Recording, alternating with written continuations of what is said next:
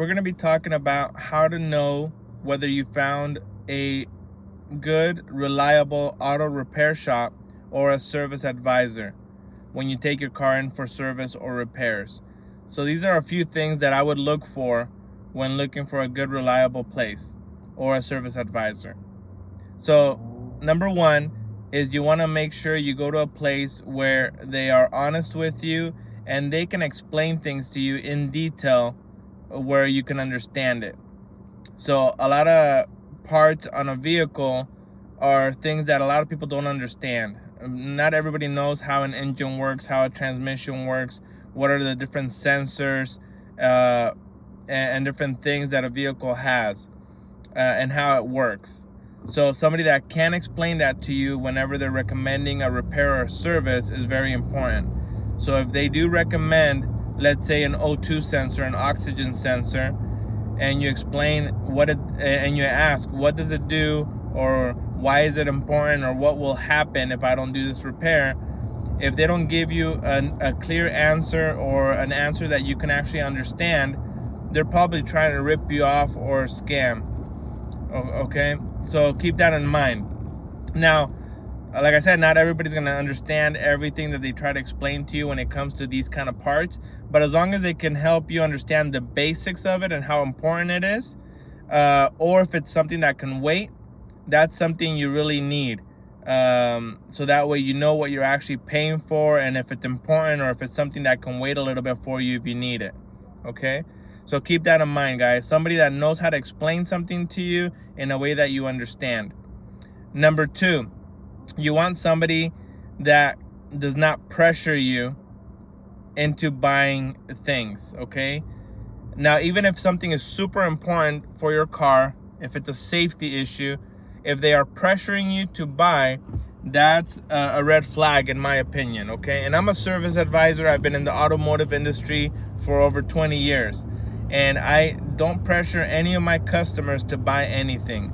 I am honest with them, and if something is very important, I will let them know, hey, you know, replacing your tires is a safety concern. Replacing your brakes is a safety concern. But I let them know it's up to them. I just want to make sure that they know and understand how important that is, and I let them decide. Most of the time, customers, if they can't buy for whatever reason that day, because they got to pay rent, they got to buy groceries, something that's probably a little bit more important at that moment for them, they usually will come back right away as soon as they are able to do the repair. And when a customer sees that, they basically will come back because they know you're trying to take care of them. And I tell my customers all the time, hey, you need brakes, but if you need to wait a week or two, you're okay. It'll go that long before you need to before there's any damage or anything like that. So make sure you have somebody that doesn't pressure you and does really give you good information on how critical, how important something is.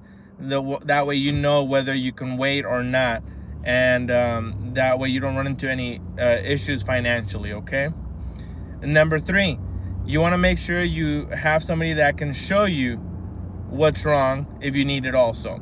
So if you tell them, okay, I have a leak, can I look at how bad the leak is? If they kind of give you a hard time with looking at the repair or the issue or pictures or videos, they're probably trying to scam you or rip you off. Because if somebody really does have a legit concern like that, no service advisor that's honest with you is going to have any problem showing you. I'd rather show my customers, hey, here's a picture of your brakes, here's a picture of the leak, and that makes the customer feel a lot more comfortable knowing what kind of repair or service they are getting. So for me, I don't have a problem with that. And any service advisor or repair shop that does is most likely trying to rip you off or is trying to scam you. And the last thing you can do to see if you have a reliable repair shop or service advisor is ask for old parts back. Most of the time, if they replace a part and they give you the old part back, you know it was done, you know they were being honest with you, and there's no problem there. But if they give you a hard time with returning the old parts, it's because they're probably trying to do something shady. Now, keep in mind, there is a couple times some parts have what's called a core charge. The core charge is the shop or the customer is going to get charged a core fee if they don't return the old part. And there's parts like alternators, batteries. There's different parts that when they sell a part, they want the old battery back or the old alternator back, and they refurbish it, or they basically repair it to resell it. Okay. And usually if somebody wants to keep their old part back, there's a fee for that. A lot of catalytic converters have a core charge, things like that. So keep that in mind. If they don't give it to you for that reason, or they tell you, I can give it to you, but there's a fee, it's probably for that reason. And you can ask if it is because of a core charge or not. And that way you are more comfortable that way, understanding that part of it. But most of the time, if there's a sensor, a gasket, a part that failed, and you want to see the old part back, it shouldn't be a problem. If you have brakes that were low and they replaced your brake pads, you should be able to get the old brake pads back.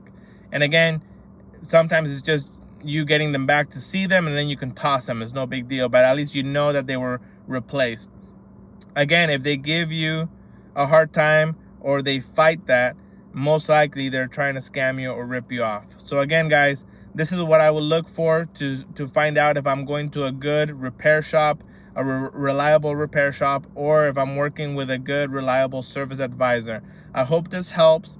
If you have any other questions or comments, any other topics that you want me to talk about that have to do with repairs or service at an auto repair shop, let me know in the comments below, and I'll make more videos pretty much talking about it. Thank you.